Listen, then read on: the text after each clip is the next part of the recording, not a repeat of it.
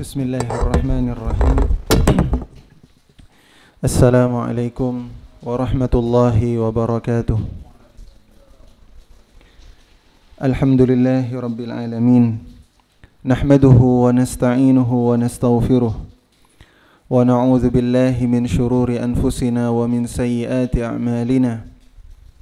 Man yahdihillahu fala mudilla lahu wa man yudlilhu fala hadiya lahu. أشهد أن لا إله إلا الله وحده لا شريك له وأشهد أن محمدا عبده ورسوله وصفيه وخليله أشهد أن لا إله إلا الله وحده لا شريك له شهادة أدخرها إلى يوم لقائه فأصلي وأسلم على سيدنا محمد وعلى آله وصحابته والتابعين وتابعهم بإحسان إلى يوم الدين أما بعد اللهم أخرجنا من ظلمات الوهم وأكرمنا بنور الفهم وافتح لنا بمعرفة العلم وسهل أخلاقنا بالحسنة والحلم وجعلنا ممن يستمعون القول فيتبعون أحسنه اللهم علمنا ما ينفعنا وانفعنا بما علمتنا wazidna ilman ya rabbal alamin. Alhamdulillah, kita bersyukur kepada Allah Subhanahu wa taala atas kenikmatan karunia yang Allah Subhanahu wa taala limpahkan kepada kita semuanya. Kita hadir di majelis yang mulia ini untuk sama-sama mendekatkan diri kita kepada Allah Subhanahu wa taala, untuk bersama-sama mengingat Allah Subhanahu wa taala dan mendalami ayat-ayatnya, dan kita berharap semoga ayat yang nantinya akan kita bahas ini bisa menjadi bekal bagi kehidupan kita, menjadi tambahan kekuatan bagi iman kita kepada Allah Subhanahu wa taala. Amin ya rabbal alamin. Salawat dan salam kita juga sampaikan kepada uswah hasanah kita Nabi besar Muhammad sallallahu alaihi wasallam, dan juga kepada keluarga beliau, kepada para sahabatnya, kepada para tabi'in, salafun salih, dan umatnya yang setia terhadap ajaran beliau hingga yaumil akhir nanti. Ikhwah sekalian, jamaah yang dirahmati oleh Allah, malam hari ini kita akan mentadabburi sebagaimana yang sudah diinfokan surat Al-Kahfi ayat yang ke-28 dan ayat yang ke-29.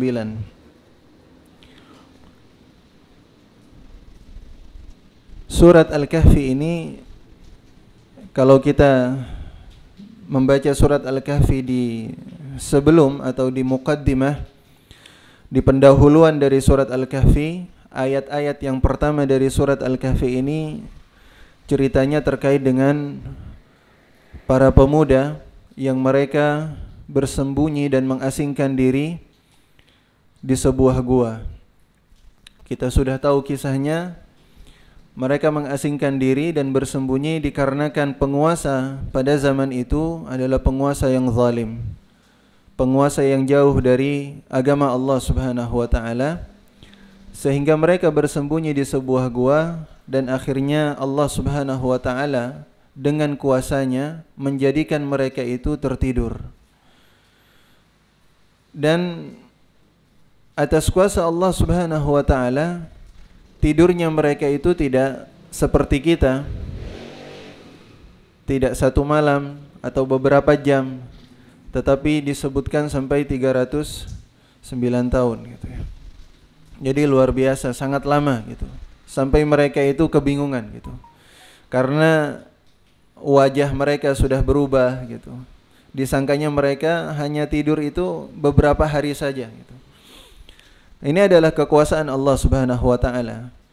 Allah Subhanahu wa taala menceritakan kepada Rasulullah, kepada para sahabatnya dan kepada kita semuanya tentang Ashabul Kahfi yang mereka semua terdiri dari para pemuda.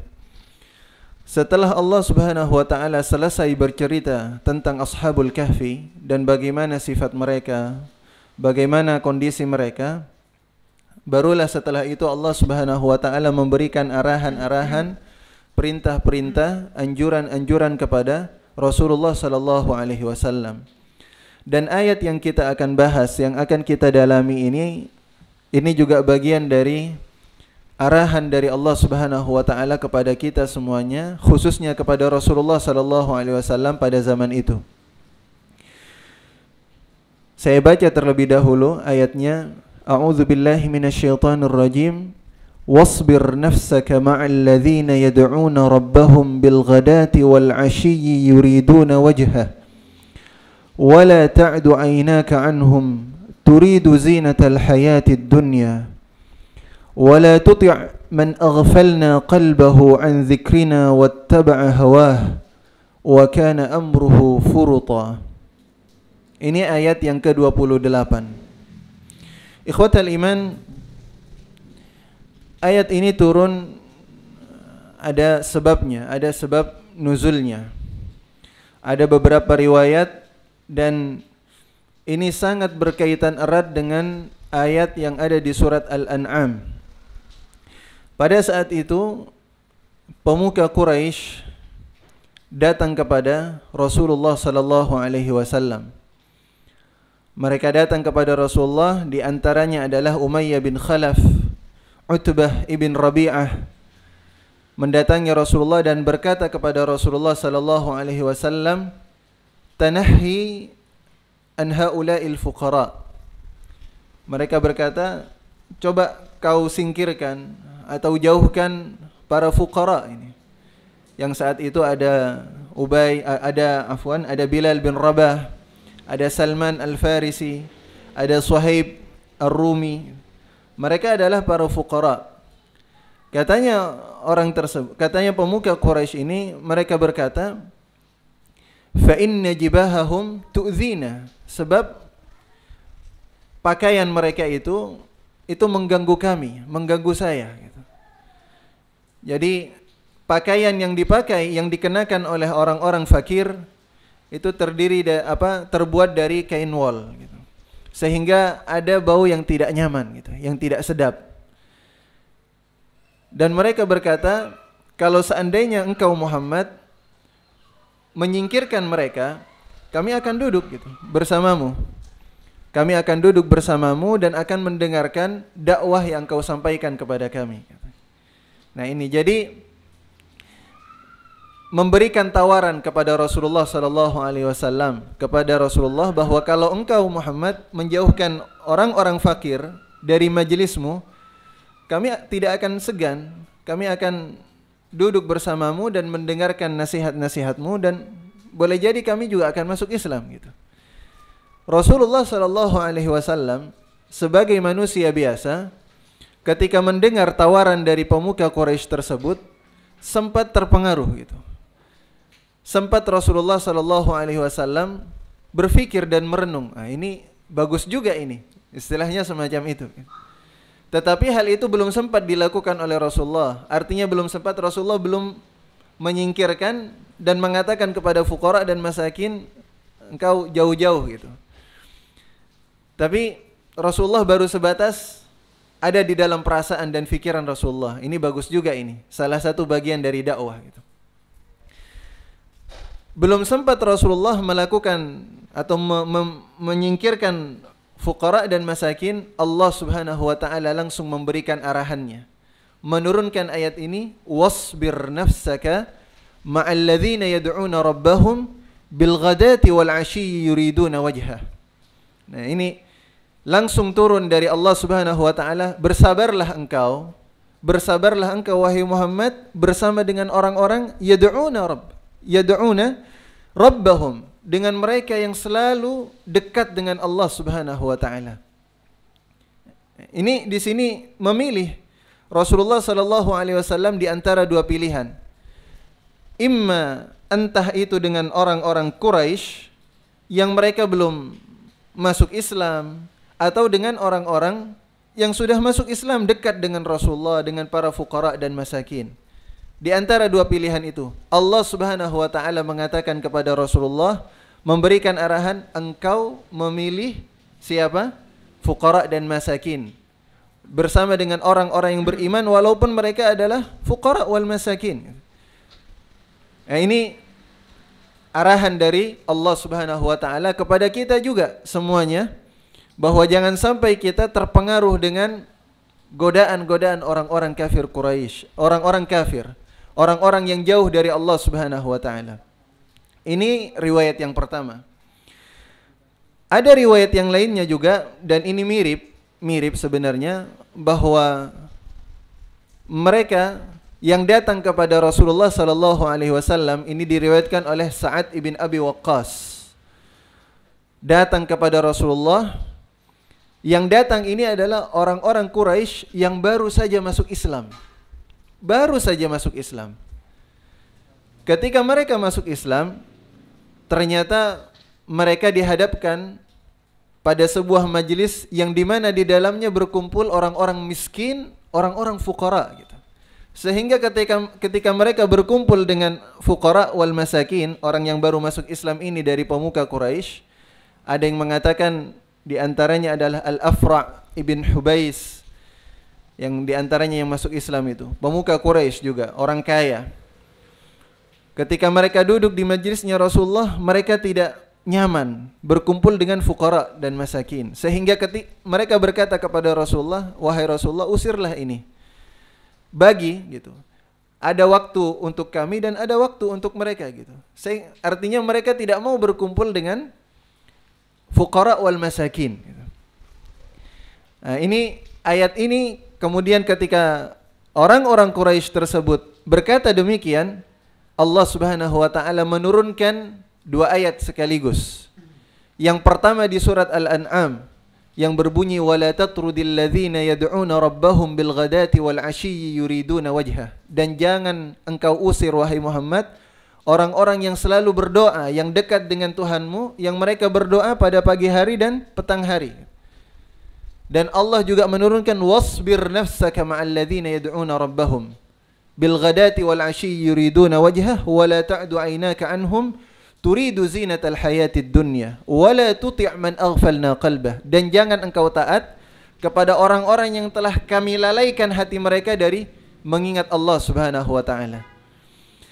Ini pelajaran bagi kita bahwa kita diarahkan oleh Allah bagaimana kita memilih teman.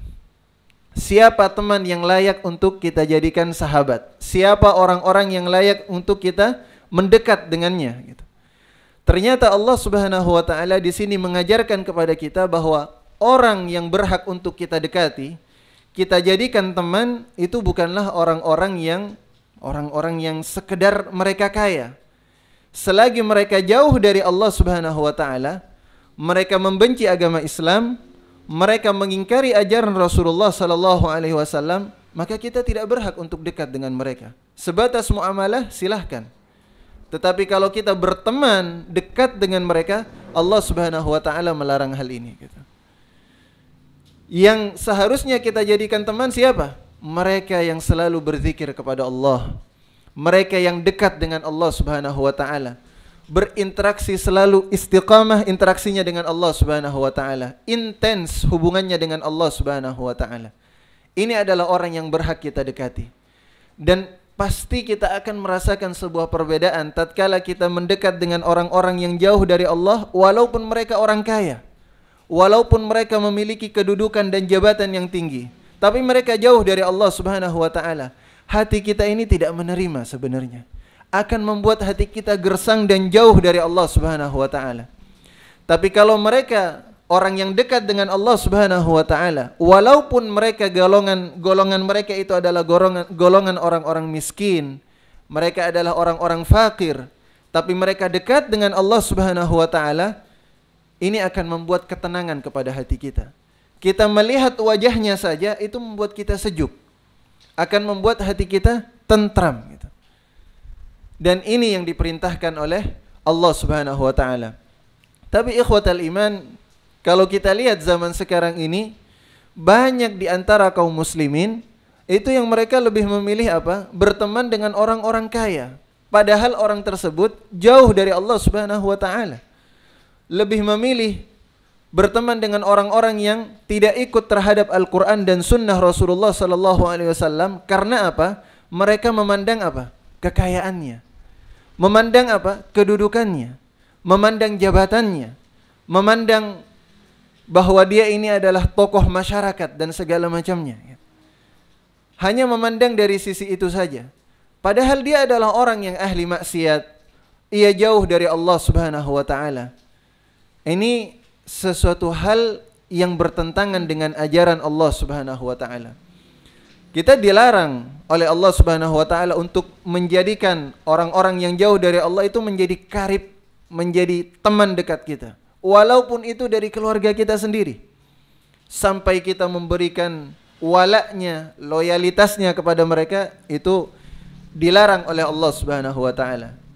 Dalam surat Al-Mujadilah atau Al-Mujadalah yang sudah dibahas, sudah kita tuntaskan itu, di akhir dari surat tersebut Allah Subhanahu wa taala menegaskan apa? La tajidu qauman yu'minuna billahi wal yawmil akhir yuwadduna man haddallaha wa rasulahu walau kanu aba'ahum aw abna'ahum aw ikhwanahum aw ashiratahum. Orang yang beriman kepada Allah Subhanahu wa taala dan yaumil akhir dan hari akhir itu tidak akan memberikan rasa cinta dan loyalitasnya kepada siapa? Kepada mereka yang memusuhi Allah Subhanahu wa taala, walaupun orang yang memusuhi Allah Subhanahu wa taala tersebut adalah karib mereka sendiri, ayah mereka, orang tua mereka, anak mereka, saudara mereka, keluarga mereka. Itu nggak ada ceritanya orang yang beriman kepada Allah dan yaumil akhir memberikan loyalitasnya kepada orang tersebut kalau mereka musuh Allah Subhanahu wa taala. Nah, ini merupakan arahan dari Allah Subhanahu wa taala. Wasbir nafsaka ma'al ladzina yad'una rabbahum bil ghadati wal 'ashiyyi yuriduna wajha. Sabar. Bersabarlah engkau wahai Muhammad dengan siapa? Bersama siapa? Dengan mereka yang selalu dekat dengan Allah Subhanahu wa taala. Ingat kepada Allah di waktu petang dan di waktu pagi hari, di pagi hari dan petang hari. Ikhwatal iman, pelajaran yang lainnya juga yang bisa kita ambil, wasbir nafsak. Rasulullah diperintahkan untuk bersabar. Dan ternyata bersabar ini butuh sebuah bi'ah yang baik. Butuh sebuah lingkungan yang baik. Sebab hidup di dunia, di kehidupan ini kita butuh akan kesabaran. Butuh akan kesabaran. Sebab apapun kondisi kita, apapun kehidupan yang kita alami, itu semuanya membutuhkan sebuah kesabaran. Katanya Ibnul Qayyim, sabar itu kan mencakup 3 hal.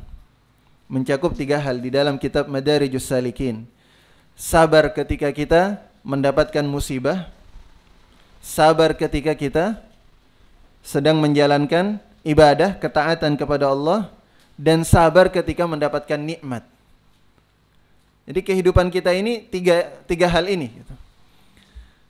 Yang paling ringan itu sabar ketika menghadapi musibah.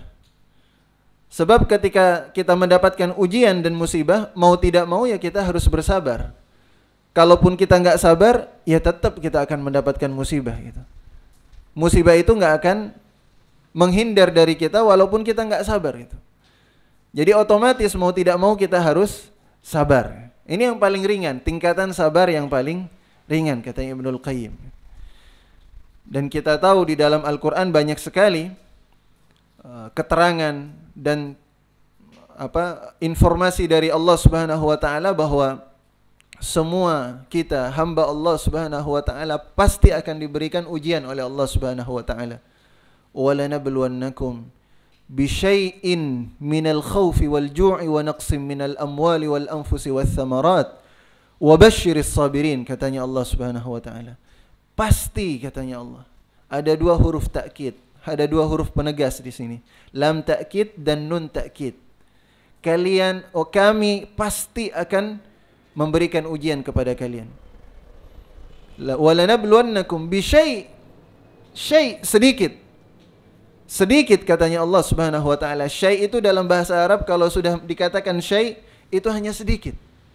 Bisyai'in.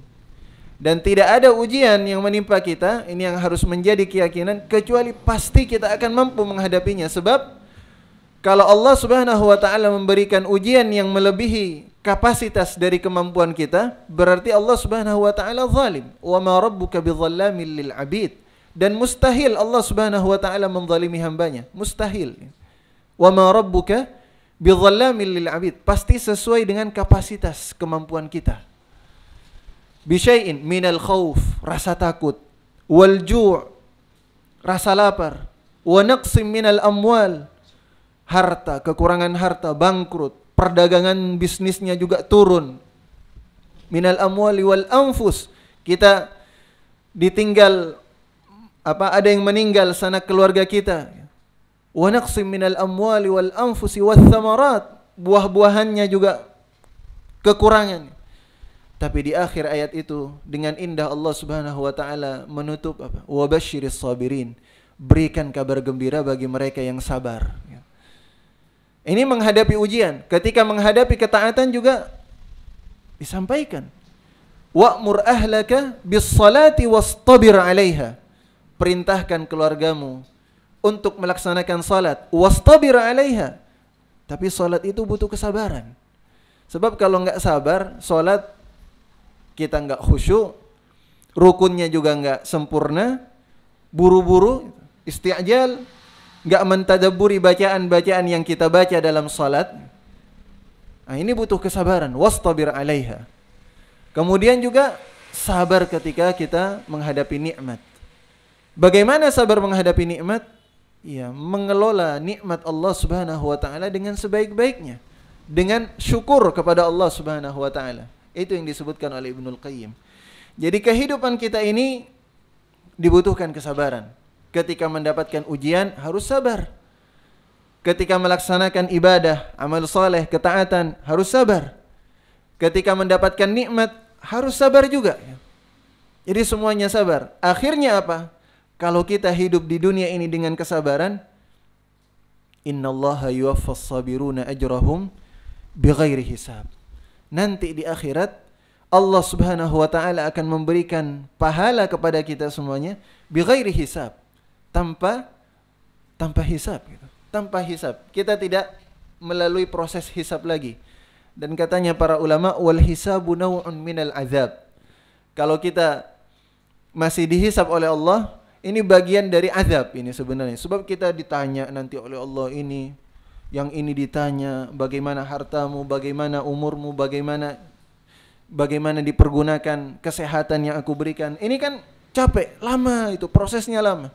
Ini katanya para ulama, naw'un minal azab. Tapi kalau mereka yang masuk surga, mendapatkan pahala tanpa hisab sekalipun, ini adalah sebuah kenikmatan. Siapa yang akan diberikan pahala tanpa hisab itu? Mereka yang sabar dalam menjalani kehidupan ini. Tapi wasbir nafsak, Muhammad, Rasulullah, dan kita semuanya sabar. Cuma sabar ini kita nggak bisa sendirian. Kita butuh apa? Bi'ah. Butuh sebuah lingkungan yang mendukung agar kita tetap dalam kesabaran. Siapa yang mendukung kita agar bisa tetap dalam kesabaran? Ma'alladzina yad'una rabbahum bil ghadati wal 'ashiyyi yuriduna wajha. Yang bisa mendukung agar kita tetap sabar, mereka yang selalu ingat dengan Allah Subhanahu wa taala. Bukan mereka yang punya harta banyak, bukan mereka yang punya jabatan yang tinggi, kedudukan yang terhormat, gelar yang banyak. Bukan itu ternyata. Yang membuat kita bisa sabar dalam menjalani kehidupan ini adalah yang mereka selalu ingat dengan Allah Subhanahu wa taala. Jadi kita hidup di dunia ini pandai-pandailah memilih teman gitu. Sebab kita akan sesuai dengan teman kita. Makanya orang yang bertaubat itu yang setelah membunuh 100 orang, syarat dari taubatnya apa? Pindah dari lingkungan yang buruk ke lingkungan yang baik gitu. Sebab ini yang akan mendukung apa? Ibadah dia nanti, pertaubatan dia kepada Allah Subhanahu wa taala. Tetapi kalau masih tetap di lingkungan yang pertama, itu nggak akan mendukung gitu. Hanya sebentar mungkin. Sebentar nanti akan kembali melakukan maksiat, akan kembali melanggar aturan Allah Subhanahu wa taala. Wasbir nafsaka ma'al ladzina yad'una rabbahum bil ghadati wal 'ashiyyi yuriduna wajhah. Yad'una rabbahum bil ghadati wal 'ashiyyi yuriduna wajhah. Bersama dengan mereka yang berdoa kepada Allah, yang mengingat Allah Subhanahu wa taala bil ghadah wal 'ashiyyi, di pagi hari dan di petang hari. Itu kalau di terjemahannya ya. Menurut ulama ini ada beberapa pendapat. Ada beberapa tafsiran. Yang pertama, maksud dari bil ghadati wal 'ashyi, di pagi hari dan petang hari, ini maksudnya adalah sifat mereka yang dekat dengan Allah Subhanahu wa taala, mereka selalu intens ingat dengan Allah Subhanahu wa taala. Selalu ingat dengan Allah. Hanya saja kenapa kok disebutkan pada pagi hari dan petang hari? Nah, ini adalah salah satu bentuk atau model bahasa Arab semacam itu.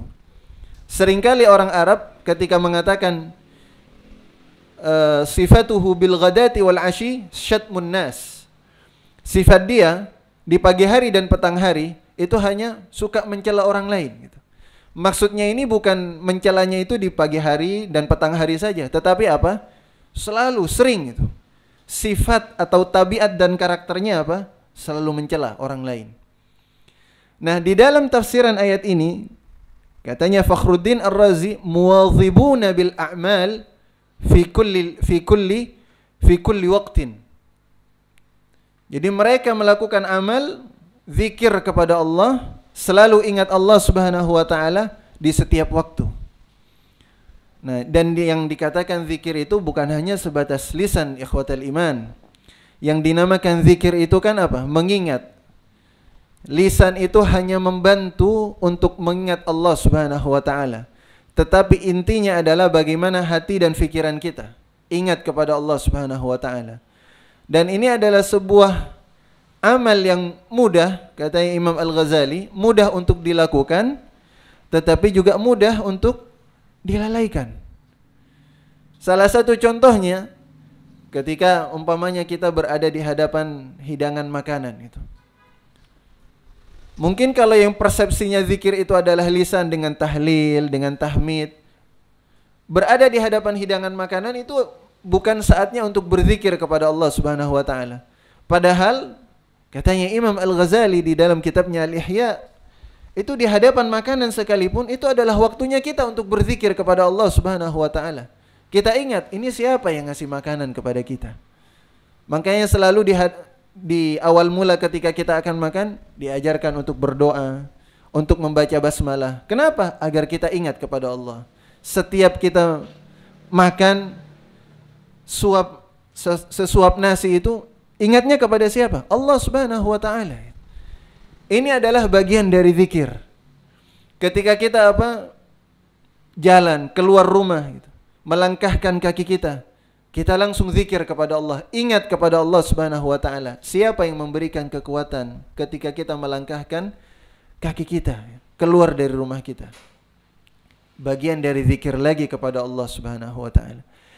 Ternyata dalam setiap aktivitas kehidupan kita itu nuansanya apa? Nuansa berzikir kepada Allah. Nah, ini orang yang semacam itu, ini adalah orang yang dekat dengan Allah Subhanahu wa taala, dan kita diperintahkan oleh Allah untuk selalu bersama mereka. Jangankan kita, Rasulullah saja diperintahkan gitu oleh Allah untuk selalu bersama dengan orang-orang tersebut, untuk menjaga kondisi iman, kondisi keimanannya kepada Allah Subhanahu wa taala. Dan ini sangat disyukuri oleh Rasulullah sallallahu alaihi wasallam. Ketika Rasulullah sedang masuk ke masjid atau di dalam sebuah majelis, itu Rasulullah sallallahu alaihi wasallam di Masjid Nabawi, sudah hijrah ke Madinah. Ternyata di situ ada katanya siapa? Salman Al-Farisi. Ada Salman Al-Farisi, kemudian juga ada Bilal bin Rabah, ada juga siapa? Suhaib Ar-Rumi. Kemudian katanya Salman juga ada satu orang dari Hudzail, dan ada 2 orang yang lainnya yang Salman enggak kenal katanya. Ma araftu ismaihima. Saya tidak tahu 2 nama yang lainnya. Yang ada 6 orang yang ada di majelis tersebut. Mereka semuanya satu di antara mereka membaca Al-Qur'an dan yang lainnya itu mendengarkan Al-Qur'an. Ketika Rasulullah sedang masuk, ditanya oleh Rasulullah, "Madza tasna'un?" Apa yang kalian lakukan? Kemudian mereka berkata, salah satu di antara kami wahai Rasulullah membaca Al-Qur'an dan yang lainnya mendengarkan bacaan Al-Qur'an mereka.